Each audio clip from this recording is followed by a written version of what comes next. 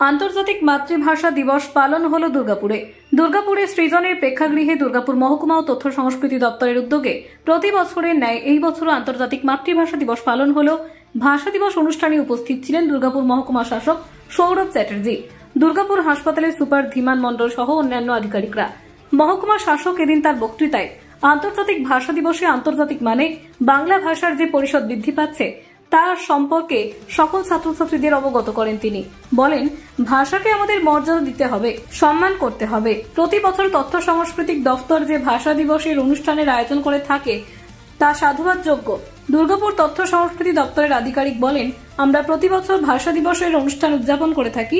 বিভিন্ন স্কুলের ছাত্রছাত্রী সহ সমাজের বিভিন্ন গণ্যমান্য ব্যক্তিবর্গ ছাড়াও সাধারণ মানুষকে সঙ্গে নিয়ে আমাদের এবছরের ভাষা দিবসের অনুষ্ঠান আমরা উদযাপন করি।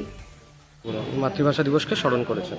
হ্যাঁ, স্মরণ করে ইতিহাস, মাতৃভাষা দিবসের যে ইতিহাস সেটিকে স্মরণ করে হচ্ছে আমাদের 1 মিনিট নীরবতা পালন, এবং তারপরে আমরা হচ্ছে গান, কবিতা এবং হচ্ছে শ্রুতি নাটক, তার সঙ্গে আমরা আজকের একটি তাৎক্ষণিক বক্তৃতা প্রতিযোগিতার আয়োজন করেছি।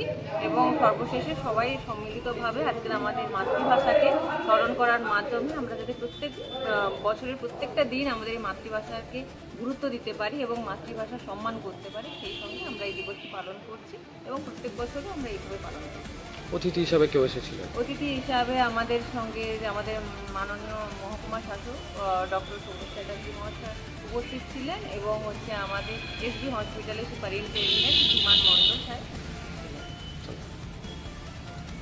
Thank you. হ্যাঁ।